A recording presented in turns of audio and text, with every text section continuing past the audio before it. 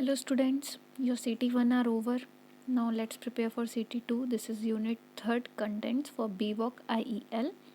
Export contract, export finance, excise clearance, pre-shipment inspection, marine insurance, clearing and forwarding agent, shipping and custom formalities. ठीक है, so we will start with export contract. Contract का मतलब होता है दो लोगों के बीच में कोई भी एग्रीमेंट होना, ठीक है, जो कि लीगल एग्रीमेंट हो, सेल और परचेज से रिलेटेड। ठीक है, किसी भी चीज़ को सेल और परचेज़ के लिए जब आप सेलर और बायर एक दूसरे से कॉन्ट्रैक्ट करेंगे, एक दूसरे से बात करेंगे कि कितनी क्वांटिटी चाहिए, कितने प्राइस पे सेल होगा, कब तक डिलीवरी करनी है, तो ये सारे जो टर्म्स होते हैं ये किस में इसको क्या बोला जाता है, ऑफिशियल नाम इसका क्या होता है, कॉन्ट्रैक्ट। ठीक है, अब एक्सपोर्ट कॉन्ट्रैक्ट करना है मतलब आपको जब किसी और कंट्री में डील करना है, ठीक है, ए कंट्री है उसे बी कंट्री के साथ डील करना है, तब इसको इनके बीच में जो भी बातें होंगी, डीलिंग बनेगी, टर्म्स एंड कंडीशंस होंगे, वो सबको क्या नाम दिया जाएगा, एक्सपोर्ट कॉन्ट्रैक्ट। तो export contract is used for international sale of certain products. ठीक है, international sale of certain products मतलब कि आप किसी दूसरी कंट्री में सेल कर रहे हैं, चाहे इंडस्ट्रियल सप्लाई हो या रॉ मटेरियल्स होते हैं, कई बार मैन्युफैक्चर्ड गुड्स हैं, फिनिश्ड गुड्स हैं। ठीक है, कोई भी टाइप के गुड्स अगर आप किसी और कंट्री में सेल कर रहे हैं या फिर किसी और कंट्री में रीसेल कर रहे हैं, जहाँ पे बायर जो है वो ट्रेडर है या फिर इम्पोर्टर है ना, डिस्ट्रीब्यूटर, होलसेलर, इन सब लोगों को जब आप सेल करते हैं, that will sell the products to another company और मर्चेंट। ठीक, सपोज एग्जाम्पल समझिए, आप ए कंट्री के हैं, ठीक है, आप सेलर हैं, ठीक है, आप सेल करने वाले हैं, ठीक है, बी कंट्री में यहाँ पे भी कोई ना कोई ट्रेडर्स होंगे, ठीक है, तो ये दूसरी कंट्री है ना, यहाँ पे डायरेक्ट कस्टमर तो आपसे ख़रीदेगा नहीं आकर, है ना, यहाँ पे कोई ना कोई इनके लिए ट्रेडर, कोई ना कोई डिस्ट्रीब्यूटर, है ना, होलसेलर, ये लोग बैठे हुए हैं। तो जब आप इनको कॉन्ट्रैक्ट करते हैं, इनसे बात करते हैं, तो वो जो पूरा बनता है कॉन्ट्रैक्ट उसको बोलते हैं हम एक्सपोर्ट कॉन्ट्रैक्ट।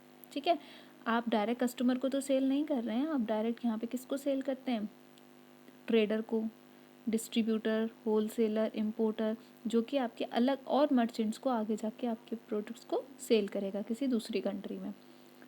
ठीक है, some of the essential elements of an export contract are, essential element का मतलब होता है, यही क्वेश्चन इंपॉर्टेंट है, इसको समझ लेना, DHA में भी मिला है कि ये एसेंशियल एलिमेंट क्या होते हैं, कि कॉन्ट्रैक्ट पूरा कब होगा या कॉन्ट्रैक्ट को कब सही माना जाता है, या उसकी मेन ज़रूरत की चीज़ें क्या हैं, कि कब वो कॉन्ट्रैक्ट बनता है। ठीक है, आपने हेलो बोला उसको फ़ोन पे कि हेलो ये गुड्स भेज रहा हूँ, आप रख लेना।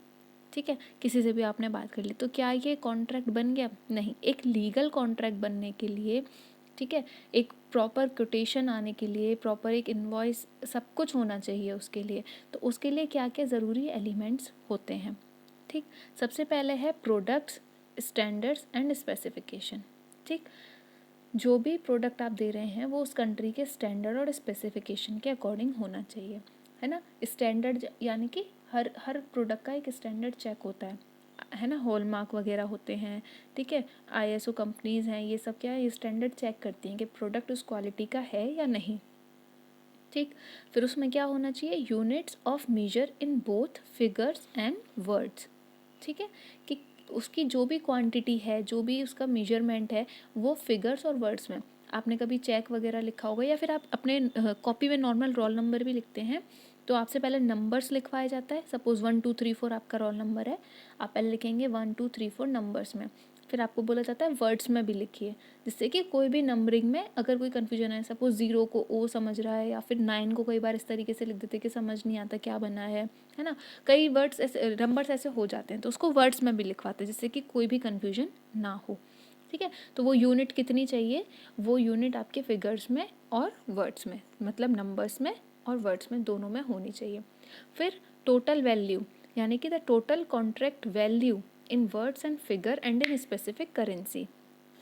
तो जितना भी आप कॉन्ट्रैक्ट कर रहे हैं, जितना भी टोटल आपको वैल्यू सेल करना है, जो भी है, तो वो किस करेंसी में करने वाले हो, उसका भी नंबर्स में और वैल्यू में, यानी कि वर्ड्स में आपको वो दोनों वैल्यू को लिखना होता है।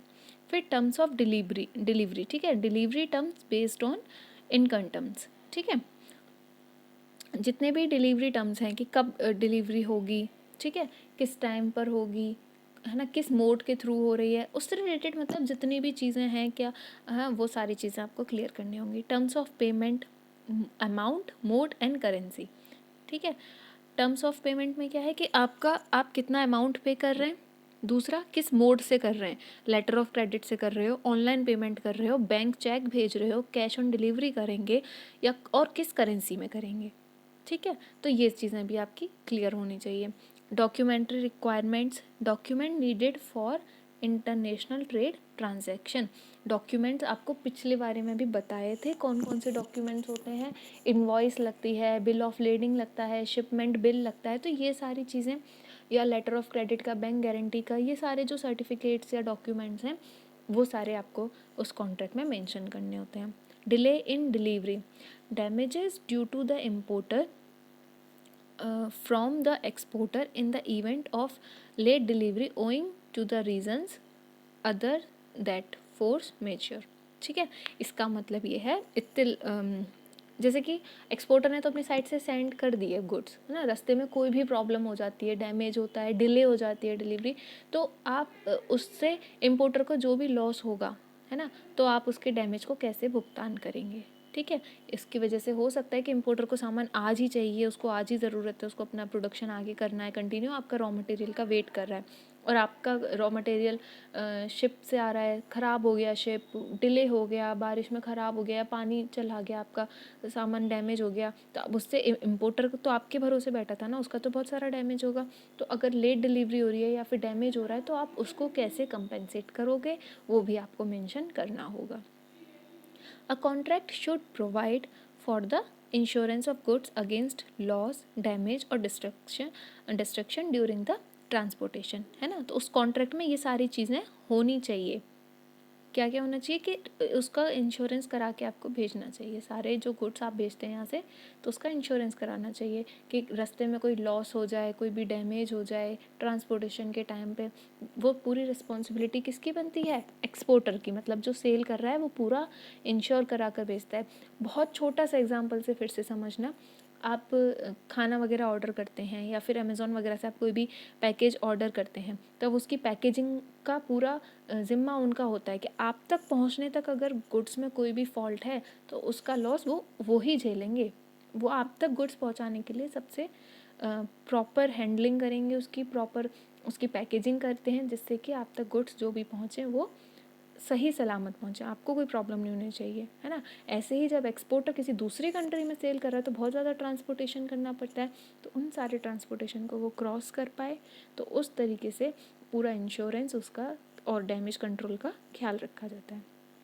फोर्स मेजर मतलब होता है कि जो लॉ या कुछ भी उसकी वजह से कोई प्रॉब्लम आई है, जैसे कि लॉकडाउन हो गया, है ना, ये तो इसमें तो कोई कुछ कर नहीं सकता, इसमें तो कंट्रोल है ही नहीं। तो provision in contract defining circumstances that would relieve the partner of their liability for non performance of the contract, ठीक है। कॉन्ट्रैक्ट की नॉन परफॉर्मेंस, जैसे परफॉर्मेंस क्या होती है कि आपने अपनी साइड से गुड्स डिलीवर कर दिए और इम्पोर्टर तक पहुंच गए, लेकिन अगर उस तक नहीं पहुंचे हैं, है ना, आप नहीं भेज पा रहे हैं, डिलीवरी में प्रॉब्लम्स आ रही हैं, किस वजह से आ रही हैं कि कुछ ना कुछ फोर्स लगा हुआ है, ठीक है, कुछ ना कुछ प्रोविज़न लगा हुआ है, जैसे कि अब लॉकडाउन का प्रोविज़न एट रैंडम लग गया, अभी भी सिचुएशन प्रिवेल हो रही है कि बहुत जल्दी लॉकडाउन लग जाएगा, है ना, तो अभी नहीं पता, लेकिन अभी जिसको जितना जितना जल्दी जल्दी सेल करना है वो अपना सेल कर रहे हैं so that they can cover up the loss. लेकिन if in any case in any circumstances अगर वो हो जाता है ऐसा, या कोई और भी सर्कमस्टेंसेस, सपोज़ कहीं पे बैन लग गया, आप जिस प्रोडक्ट को सेल कर रहे हैं उसी प्रोडक्ट पे बैन लग गया, तो उस केस में आपको जो है फ्री हो जाते हो आप, मतलब रिलीव मिल जाता है आपको कि आपको उसके लिए लायबिलिटी पे नहीं करनी पड़ती, ठीक है। एप्लीकेबल लॉ, आपको उस कंट्री का लॉ को भी ध्यान में रखना होगा कि उस कंट्री में क्या लॉ चल रहा है, तो उसके अकॉर्डिंग ही आप अपने प्रोडक्ट को सेल करेंगे, ठीक है, या उसके अकॉर्डिंग ही आपका जो प्रोसीजर होगा आगे का, आप उसको ध्यान रखेंगे। जब तक आपको उस कंट्री का लॉ के बारे में पता नहीं होगा, हो सकता है आप कुछ ऐसा प्रोडक्ट सेल कर दें जो वहाँ पे चलता ही नहीं हो, तो वो सारी चीज़ों को भी आपको ध्यान रखना है कि किस तरीके से, जैसे हमारे यहाँ जो कॉन्ट्रैक्ट है वो किस रेगुलेशन में आता है, इंडियन कॉन्ट्रैक्ट एक्ट, ठीक है, उसके थ्रू ही हमारा जो कॉन्ट्रैक्ट हैं वो सारे गवर्न होते हैं, या सेल ऑफ गुड्स एक्ट है, ठीक है, नेगोशिएबल इंस्ट्रूमेंट एक्ट है। तो ये सारे लॉ हमारे यहाँ चलते हैं। ऐसे ही आपको जिस भी कंट्री में सेल कर रहे हो वहाँ के लॉ को भी समझना होगा, या जो भी आपके होंगे आपके कंपनी में समझने के लिए मैनेजर्स वगैरह, वो समझेंगे इस चीज़ को कि वहाँ कौन सा लॉ चल रहा है, उनके क्या प्रोविजंस हैं, उनके एसेंशियल एलिमेंट्स क्या हैं कि उनको क्या क्या चाहिए। ये तो हमारे यहाँ के कॉन्ट्रैक्ट के एसेंशियल एलिमेंट्स हैं कि जब हम किसी से कॉन्ट्रैक्ट करेंगे तो ये सारी चीज़ें उसमें मेंशन होनी चाहिए। Arbitration clause to facilitate amicable and quick settlement of dispute or differences that may arise between the parties. Arbitration मतलब होता है जैसे हिंदी में बोलें तो जो बीच बचाव करने के लिए एक वो होती है एजेंसी, ठीक है। जो अगर दो पार्टीज़ में कोई भी कॉन्फ्लिक्ट आ रहा है, सपोज़ ए और बी ये दोनों डील कर रहे थे, इन दोनों के बीच में कोई भी टेंशन हो जाती है, कोई भी डिलीवरी से रिलेटेड, पेमेंट से रिलेटेड, करेंसी से रिलेटेड, किसी भी बात पे झगड़ा हो सकता है। तो अगर कोई भी इनके बीच में प्रॉब्लम होती है तो उसको सॉल्व करने के लिए एक आर्बिट्रेशन क्लॉज भी मेंशन होना चाहिए कि अगर इन दोनों के बीच में कोई भी डिस्प्यूट या कोई भी सेटलमेंट प्रॉब्लम होती है तो उसको कौन हैंडल करेगा, वो आर्बिट्रेशन क्लॉज आपके पास मेंशन होना चाहिए, ठीक है। तो एक्सपोर्ट कॉन्ट्रैक्ट क्या होता है, दो कंट्री के बीच में या दो सेलर और बायर के बीच में कॉन्ट्रैक्ट जिसमें कि वो क्या क्या चीज़ों के बारे में डिसाइड करते हैं, वो ये सारी चीज़ें हैं, ठीक। क्वांटिटी से लेके, वैल्यू से लेके, डिलीवरी, पेमेंट, ठीक है, और उसका डैमेज कंट्रोल, वहाँ का लॉ और आर्बिट्रेशन क्लॉज, ठीक। यही इतना ही आपको लिखना है, इतना ही याद करना है। Moving on to next topic that is export procedure, ठीक है। एक्सपोर्ट प्रोसीजर क्या है कि एक्सपोर्ट आगे कैसे बढ़ेगा, है ना। अब लास्ट से कनेक्ट करते हुए चलिए कि आपने क्या क्या पढ़ लिया, सो दैट आप कंफ्यूज ना हो कि कौन सी चीज़ क्या हो रही है, ठीक है। स्टार्टिंग हमने की थी कि basic meaning of import and export से। इम्पोर्ट एक्सपोर्ट क्या होता है, आप एक एक्सपोर्टर कैसे बन सकते हैं, उसके लिए आपको रजिस्ट्रेशन करना होगा, तो आप कैसे रजिस्टर करेंगे, आगे मूव ऑन कैसे करेंगे, फिर आप अपना प्रोडक्ट, अगर आप सेल कर रहे हो तो आप प्रोडक्ट कैसे सेलेक्ट करोगे, मार्केट एक्सपोर्ट मार्केटिंग कैसे करोगे, कैसे आगे तक सेल करने के लिए आपको कहाँ कहाँ से डेटा मिल सकता है ना, आप कहाँ कहाँ सेल कर सकते हो, किस किस मोड से सेल कर सकते हो, क्या क्या मेथड हैं एक्सपोर्ट करने के, ठीक। अब ये सब आपको समझ में आ गया कि कैसे कैसे एक्सपोर्ट करना है, कहाँ से आपको पेमेंट हो सकती है, किस तरीके से आप अपने आप को रजिस्टर करवा सकते हैं। अब उसका प्रोसीजर क्या है कि अब आपके पास सब कुछ है ना। अब आपको आगे अपना एक्सपोर्ट का काम शुरू करना है। तो सबसे पहले तो क्या है कि एक्सपोर्टर हैं, सेलर हैं, तो आपके पास रिक्वेस्ट आएगी बायर से, ठीक है। आप जो भी बायर होगा, सपोज़ आप शूज़ का एक्सपोर्ट करना चाहते हो, तो जो भी बायर होगा वो आपके पास रिक्वेस्ट भेजेगा कि आप उसको इतना चाहिए, शूज़ की इतनी क्वांटिटी चाहिए, या फिर आपके क्या क्या कॉस्ट है, क्या स्टैंडर्ड है आपका, आप एक छोटा सा इनवॉइस बना के भेजिए, ठीक है। इस तरीके से वो रिक्वेस्ट करते हैं कि मतलब है क्या आपका सिस्टम, किस तरीके से आप सेल कर रहे हैं, वो सारी चीज़ें वो पूछेगा, ठीक। उसके बाद if purchaser approves of the parts of the terms and condition he puts in the request और इंडेंट फॉर द मर्केंडाइज, ठीक है। अगर परचेज़र को आपकी टर्म्स एंड कंडीशन समझ आ जाती हैं, आपका सिस्टम समझ आ जाता है, आपके प्रोडक्ट समझ आ जाता है, तब फिर वो क्या बोलेगा कि आप एक अपना जो मर्केंडाइज है, मतलब गुड्स हैं, वो आप उससे सेंड करके देखिए, ठीक है। फिर उसके बाद exporter attempts an inquiry with respect to financial soundness of the importer, ठीक। अब भाई फिर से एग्जांपल लेते हैं ए और बी का, ठीक है। अब बी ने इसको बोला है कि आप हमें थोड़े से सैंपल वगैरह बताइए या फिर अपने टर्म्स एंड कंडीशन बताइए क्या क्या है। ए ने कहा ठीक है, बी को समझ में आ गया इसका। अब ए ऐसी तो सेल कर नहीं देगा, ए को भी तो पता होना चाहिए ना कि ये बी पैसे देगा या नहीं, तो उसको क्या बोलते हैं, फाइनेंशियल साउंडनेस, कि वो फाइनेंशियली कैपेबल है परचेज करने के लिए या नहीं, ठीक है। एक्सपोर्टर क्या चेक करेगा कि जो इम्पोर्टर है, यानी कि ये एक्सपोर्टर है, ठीक है, ये इम्पोर्टर है, ये क्या चेक करेंगे, ये तो चेक करेगा कि इसके टर्म्स एंड कंडीशन ठीक है या नहीं, प्रोडक्ट ठीक है या नहीं, ये चेक करेंगे कि ये पे कर पाएंगे या नहीं, फाइनेंशियली कैपेबल हैं या नहीं, ठीक है। ये दोनों चीज़ आपस में चेक करेंगे। उसके बाद क्या होगा, द एक्सपोर्टर और the export firm should have a fair permit before continuing with the export, ठीक है। The following steps are taken after for acquiring the export licence, ठीक है। अब एक्सपोर्ट लाइसेंस के बाद आपको ये सारे जो डॉक्यूमेंट्स हैं ये आपको चाहिए होंगे, जैसे कि opening record in any approved bank, ठीक है, एक बैंक में आपका वही जो आपको बताया था रजिस्ट्रेशन प्रोसेस के लिए, ये सारी चीज़ें आपके पास होनी चाहिए। क्या क्या? बैंक नंबर बताया था आपको, आपके पास बैंक नंबर होना चाहिए, पासबुक होनी चाहिए या पैन कार्ड होना चाहिए। ठीक है, to acquire IEC code, IEC आपको बता चुकी हूँ, import export code unique number होता है, सबको मिलता है। कहाँ से मिलता है ये? डीजीएफटी से, directorate general of foreign trade, समझा दिया था। या फिर regional import export licensing authority, ये भी हुआ करती थी पहले, है ना, regional import export licensing authority. Usually DGFT से आपको रिसीव हो जाएगा IEC number. Registered with suitable export promotion committee या फिर एक्सपोर्ट प्रमोशन काउंसिल। ठीक है, ईपीसी के साथ आपने आपको रजिस्टर करना होगा, वो सब समझा दिए थे सेकंड यूनिट में कि क्या होते हैं ये ईपीसी, जो आपको हेल्प करते हैं कि आप कहाँ एक्सपोर्ट कर सकते हो, कहाँ से आपको इम्पोर्टर्स मिल सकते हैं, वो आपको एडवाइस करते रहेंगे। To get enrolled with export credit and guarantee corporation, ECGC में भी आप अपने आप को एनरोल करा सकते हैं, वहाँ से भी आप फैसिलिटीज़ ले सकते हैं।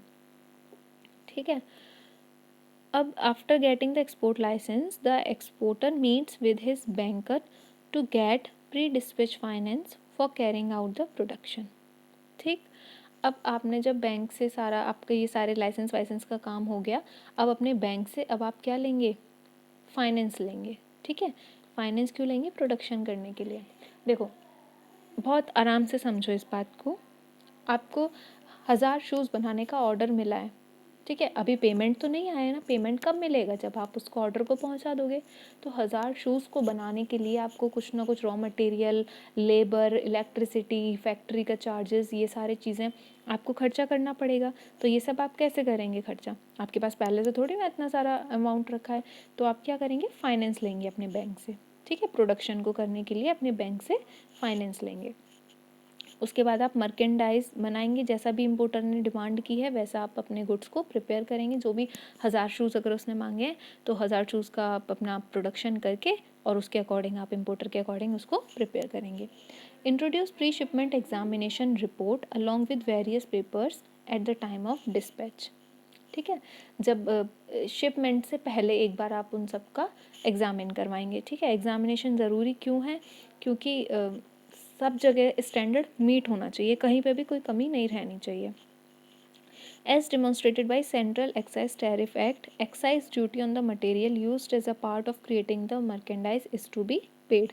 ठीक, ये आपको बता दिया था कि जब भी आप कोई भी प्रोडक्ट बनाते हैं उसके लिए कहीं ना कहीं से अगर रॉ मटेरियल मंगाया है, कोई भी चीज़ मंगाई है, तो उस पर आपको एक्साइज ड्यूटी देनी पड़ेगी। ठीक है, क्यों? क्योंकि जब आपने उस मटेरियल को किस लिए बना, उस मर्केंडाइज को बनाने के लिए आपने उस मटेरियल को यूज़ किया है, तो उसके लिए आपको एक्साइज ड्यूटी पे करनी पड़ेगी, फिर वो आपको ड्यूटी ड्रॉबैक में वापस मिल जाएगी।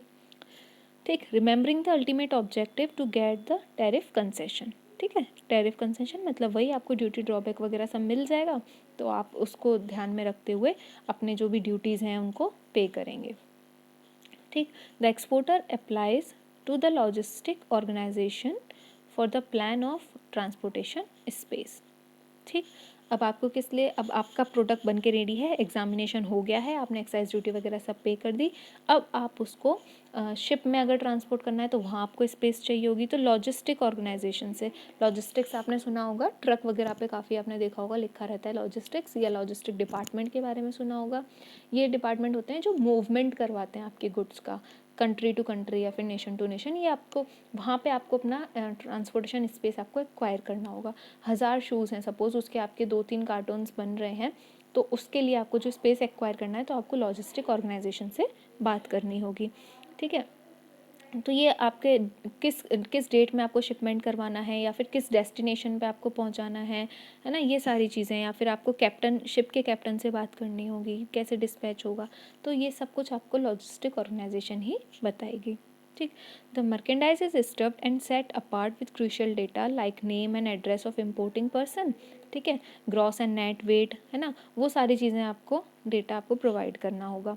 ठीक, उसमें सारी चीज़ें लिखी होंगी कि किस इम्पोर्टर के पास जाना है, उसका नेम एंड एड्रेस क्या है। ठीक, और फिर उसके बाद आपके जो भी है उसमें कितना वेट है, gross weight and net weight कितना है, पोर्ट ऑफ शिपमेंट क्या है, डेस्टिनेशन क्या है, तो ये सारी चीज़ें आपको उसमें मेंशन करनी होंगी। To protect the merchandise amid the ocean travel, the exporter gets great guarantee with the insurance agency. अगर आप ओशन के थ्रू जा रहे हैं तो आपको इंश्योरेंस एजेंसी से भी अपना गारंटी लेना होगा। नेक्स्ट है आपका before stacking the merchandise on the ship they must be cleared by the client. ठीक है, अब स्टैकिंग मतलब जब तक आप उसमें अरेंज करोगे शिप में, आप क्लाइंट की तरफ से भी क्लियर होना चाहिए। ठीक है, कि सारी चीज़ें आपके पास होनी चाहिए, कि आपने अगर शिप में उसको स्टैक कर दिया है या फिर शिप में आपने लोड कर दिया है उसको, तो आपके पास certificate of origin, commercial invoice, invoice मतलब बिल होता है, एक्सपोर्ट ऑर्डर कि आपके पास ऑर्डर आया था वहाँ से, लेटर ऑफ क्रेडिट कि आपके पास पेमेंट आ जाएगा, सर्टिफिकेट ऑफ इंस्पेक्शन जो भी मैंने बताया कि आपको सारी चीज़ें चेक करानी होती हैं, फिर मराइन इंश्योरेंस पॉलिसी। ठीक है, मराइन मतलब होता है, मराइन इंश्योरेंस होती है मतलब वाटर के लिए, अगर आप वाटर वेज के थ्रू जा रहे हैं तो वहाँ पे कोई भी डैमेज ना हो, तो वो इंश्योरेंस पॉलिसी है। नेक्स्ट टॉपिक आएगा तब इसको एक्सप्लेन कर देंगे। ठीक है, captain issue mate's receipt to the port administrator which contains the data with respect to vessel.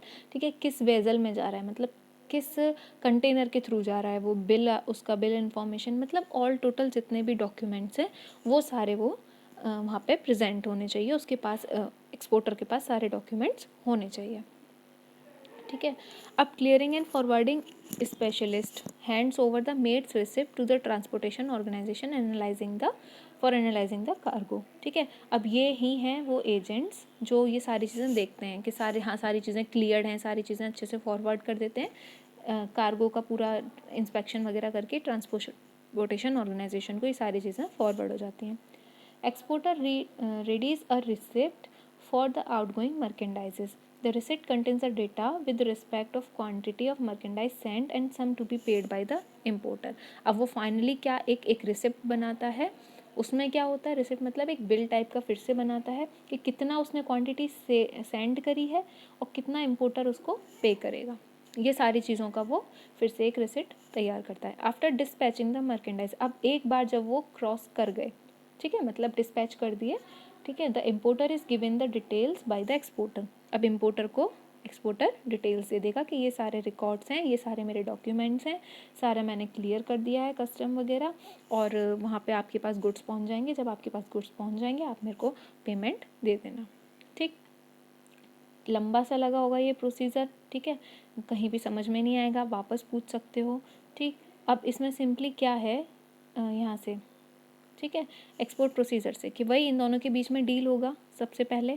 ठीक है, ये इसके टर्म्स एंड कंडीशन चेक करेगा, ये इसकी फाइनेंशियल कैपेसिटी चेक करेगा, उसके बाद आपका रजिस्ट्रेशन, ठीक है, वो रजिस्ट्रेशन आपका पूरा होना चाहिए।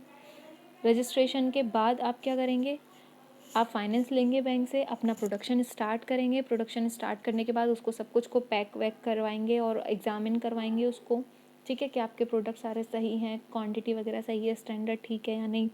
फिर आप अपने लिए एक, जहाँ भी आपको डेस्टिनेशन पर भेजना है वहाँ के लिए आपको ट्रांसपोर्टेशन से आप अपना लॉजिस्टिक स्पेस लेंगे कि कहीं आपको वो जगह मिल जाए कि आप अपना सामान डिलीवर कर सकें अच्छे से।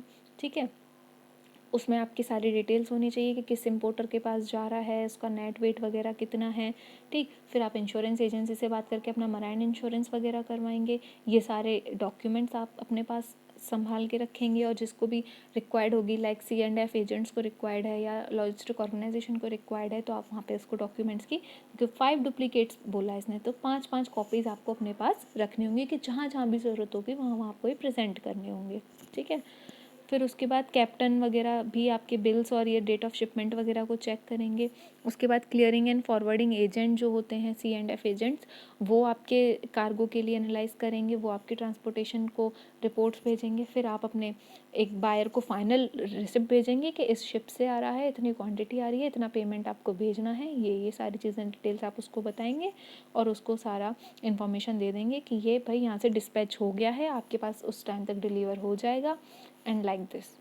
ठीक है, ये है पूरा प्रोसीजर कि इस तरीके से आपका एक्सपोर्ट का जो काम है वो पूरा हो जाता है।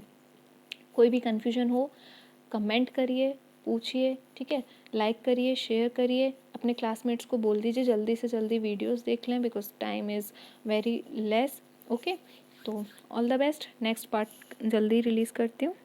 Thank you.